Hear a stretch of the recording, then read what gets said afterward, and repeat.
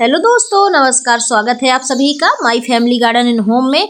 चलिए दोस्तों, हम आ गए हैं टेरेस गार्डन पे और आज हम उगाने वाले हैं दोस्तों छत पे लहसुन, जो कि सबकी फेवरेट होती है, यानी कि सर्दियों में चटनी के लिए ज़रूरत होती है और हर किचन में तो ज़रूरी यूज होती है।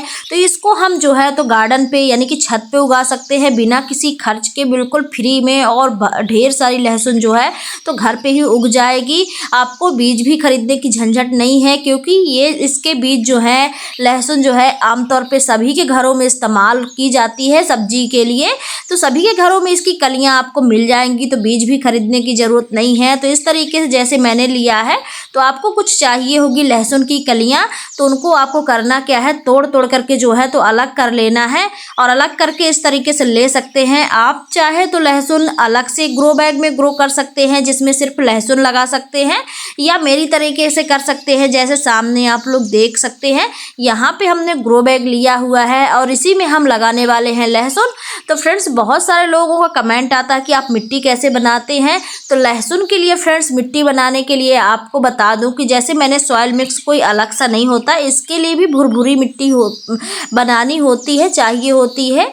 क्योंकि ये भी ज़मीन के अंदर जैसे प्याज बनते हैं, जैसे लहसुन बनती है, ऐसे। तो आपको करना क्या होता है कि इस तरीके सीधे आपको किचन से बीज लाना है और कोई मतलब अलग से इसमें कुछ करने की ज़रूरत नहीं होती है। बस कलियों से तोड़ तोड़ करके जो इसकी कलियां होती हैं, मतलब गांठ जो होती है, गांठ से अलग कर लेना है इसको। और फिर इस तरीके से ग्रो बैग में आप चाहें तो अलग से ग्रो बैग में मिट्टी बना सकते हैं। और मिट्टी कितनी लेना है मैं आप लोग को थोड़ा सा बता देती हूँ। तो आपको 50% जो है तो गार्डन सॉइल लेना है, यानी कि नॉर्मल मिट्टी लेना है। और 40% आप गोबर की खाद ले लीजिए। और इसके बाद जो है 30% बर्मी कंपोस्ट आपके पास हो तो ठीक है, नहीं गोबर की खाद अच्छी है। इसके बाद कोकोपीट हो तो आप थोड़ा सा कोकोपीट मिला सकते हैं। और थोड़े से नीम खली मिला लीजिए, ताकि फंगस वगैरह में जो है तो लहसुन खराब ना हो। बस इतना ही करना है।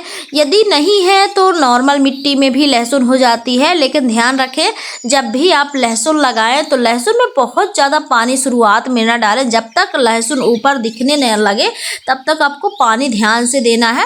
क्योंकि बहुत सारे लोग फ्रेंड्स यहीं पे गलती कर देते। लहसुन लगाने के बाद यदि आपने ढेर सारा पानी डाला तो जो इसकी कलियाँ होती हैं वो ख़राब होना शुरू हो जाएंगी। तो यहाँ पे देख सकते हैं मैं इस तरीके से ग्रो बैग में लगा रही हूँ, जहाँ पे मेरी सब्जियाँ ऑलरेडी पहले से लगी हुई है। आप चाहे तो कम से कम इस तरीके का ग्रो बैग ले सकते हैं। चौड़ाई चाहे जितनी हो चल जाएगी। थोड़ा सा गहराई आपको ज़्यादा, कम से कम 9-10 इंच का ग्रो बैग ऊंचाई वाला होना चाहिए। लहसुन को भी ज़्यादा गहराई नहीं चाहिए होती है, हाँ, लेकिन इतनी कम गहराई भी ना लें कि लहसुन की जो गांठें हैं ना बन पाए ज़मीन में। तो इतनी गहराई तो थोड़ा सा लेना है आपको। और देख सकते हैं यहाँ पे ये जो ग्रो बैग है जिनमें मैं लगा रही हूँ, ये 24x12 के हैं। इनकी 12 इंच जो है तो ऊंचाई है और चौड़ाई जो है तो 24 फीट है। तो इस तरीके से ग्रो बैग जो होते हैं। और यहाँ पे मैं अलग से नहीं लगा रही हूँ, जैसे कि मैंने बताया। आप चाहे तो किसी ग्रो बैग में अलग से लहसुन ग्रो कर सकते हैं। इस तरीके से मुझे एक फ़ायदा होता है, मेरे जो ग्रो बैग साइड में खाली पड़े हुए हैं तो इनमें मैं जो है तो लहसुन लगा लेती हूँ और बहुत अच्छे से जो है तो लहसुन लग जाती है। और साइड साइड की कॉर्नर आपने देखा होगा, बहुत सारी जगह हमारे ग्रो बैग में पड़ी होती हैं, तो वहाँ पे लहसुन बहुत अच्छे से हो जाती है। और इसके बाद लहसुन लगाने के लिए इस तरीके से जब मिट्टी बनाएं तो ध्यान रखें ज़्यादा गहराई में लहसुन को ना लगाएं, थोड़ा सा ऊपर ही लगाएं। आप ध्यान दें कि थोड़ा सा लहसुन ऊपर से दिखाई देती रहे, जैसे यहाँ पे देख सकते हैं आप लोग। तो मैं थोड़े थोड़े से दिखाई दे रहे हैं, उससे लहसुन को निकलने में आसानी होती है। और हो सकता है यदि आप ज़्यादा गहराई में लगा दें तो लहसुन ख़राब भी हो जाए। तो अब बस आपको थोड़ा सा गहराई मिट्टी में डालना है और मिट्टी को उसके ऊपर रख देना है, मतलब ढक देना मिट्टी से। तो इससे लहसुन अपने आप निकलना शुरू हो जाते हैं। और ये बड़ा वाला ग्रो बैग है मेरा, ये यानी कि 4 फुट वाला है, चौड़ाई वाला ग्रो बैग है। तो इसमें जो साइड साइड की जगह है तो आप लोग देख सकते हैं, मैं ऐसे किनारे किनारे में इसके लहसुन लगा देती हूँ। इससे 2 फायदे होते हैं मुझे। एक तो लहसुन मिल जाएगी चटनी वगैरह के लिए, और दूसरा इसमें ये फ़ायदा है कि जहाँ पे जिस ग्रो बैग पे मैं लगा रही हूँ लहसुन, जिस ग्रो बैग में, तो उसमें जो है जो सब्जियाँ लगी होती हैं तो इसकी महक से जो सब्जियाँ हमारी होती हैं उनमें कीट पतंगों का अटैक जो है तो कम होता है। तो आप इसको एक प्रोटेक्शन के थ्रू भी लगा सकते हैं कि आपको यदि चाहते हैं कि हमारे पौधे सेफ रहें तो लहसुन की कलियां इस तरीके से साइड साइड में हर ग्रो बैग में 2 से 3 कलियां लगा देंगे तो लहसुन बहुत अच्छे से ग्रो हो जाएगी।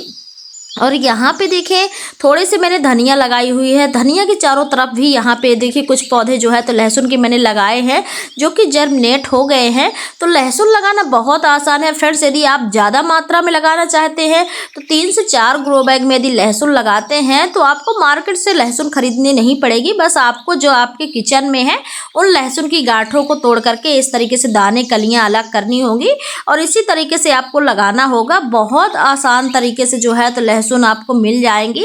और थोड़े से जब समय समय पे लहसुन में भी खाद वगैरह डालना होगा, गोबर की खाद वगैरह 2-3 मुट्ठी घोल बनाकर डाल सकते हैं या डाल करके थोड़ी थोड़ी गुड़ाई कर दें। इससे जो है तो लहसुन की कलियां तो पत्ते तो अच्छे होंगे ही, अच्छे और बड़े बड़े पत्ते होंगे और उसके साथ जो नीचे लहसुन बनेगी वो भी काफ़ी अच्छी बनती है। तो ये बिल्कुल फ्री में उगाई जा सकती है, बहुत आसान है। और जैसे गांव में आप लोगों ने देखा होगा खेतों में क्यारी बना करके बस थोड़े थोड़े से ही लहसुन लगाते हैं और सारी लहसुन ऑलरेडी दिखने लगती है। 7 से 8 दिन में लगभग लहसुन ऊपर दिखाई देने लगती है थोड़े थोड़े से। तो ये इसको लगाना बहुत आसान है। थोड़े से मिट्टी में बस ढकना बस होता है और इसमें ज़्यादा केयर की भी ज़रूरत नहीं होती है जैसे कि और पौधों में होती है। ना तो इसकी कटाई छटाई करनी होती है। जितनी अच्छी मिट्टी होगी, जितनी अच्छी खाद होगी, उतनी अच्छी लहसुन जो है तो बनती हैं। और इसी तरीके से मैं सब्जी वाले पौधों में तो अक्सर यही करती हूँ। लहसुन और प्याज ऐसी होती हैं जिनकी महक से जो पौधे हैं तो हमारे सेफ रहते हैं, ज़्यादा रोग वगैरह नहीं लगते हैं। तो आप चाहे तो इस तरीके का इस्तेमाल कर सकते हैं या फिर इस तरीके के बड़े बड़े ग्रो बैग में आप अलग से लहसुन लगा सकते हैं। तो लहसुन लगाना बहुत आसान है। और देखिए फ्रेंड्स, कल से जो है तो हमारे यहाँ, कल से नहीं 2-3 दिन से लगभग जो है तो मौसम ख़राब है। हालांकि बादल तो करीब 1 हफ्ते से हैं, धूप नहीं निकली हुई है और उसका असर जो है तो पौधों में दिखाई दे रहा होगा। और सामने देखिए यहाँ पे मैंने मेथी लगा दी थी। गमला खाली पड़ा हुआ था, जो भी गमला पॉट पड़ा होता है तो मैं उसमें कुछ ना कुछ लगा देती हूँ। तो मैंने यहाँ पे मेथी लगाई हुई है और 4-5 दिन धूप पहले नहीं निकली और 2-3 दिन से जो है तो अब बारिश हो रही है। तो इसका असर देख सकते हैं आप लोग। ये मेथी लगी हुई है सामने, ये गलना शुरू हो गई है क्योंकि एक तो इसमें धूप नहीं पड़ रही है बिल्कुल भी, 1 हफ्ता करीब हो गया धूप नहीं है।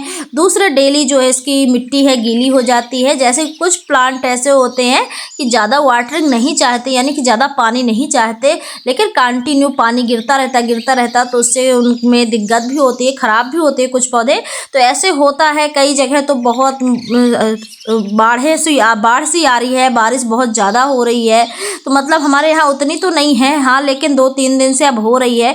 अब देखते हैं कैसे क्या रहता है गार्डन में, कैसे क्या चलते हैं। जो हार्डी प्लांट है तो उनको तो कोई समस्या नहीं होने वाली है, लेकिन कुछ प्लांट ऐसे भी होते हैं जैसे आपने पालक उगाई और पालक बहुत छोटे छोटे हैं और ज़ोरों से अगर बारिश हो गई यानी तेज़ वाली बारिश हो गई तो ऑलरेडी पौधों में असर तो दिखाई देगा। चाहे जैसे भी हो, आप देखेंगे कि छोटे पौधों में ज़्यादा बारिश का असर होता है। अब देखिए कि यहाँ पे मिर्च का पौधा बहुत पुराना है, 1 से 1.5-2 साल हो गए।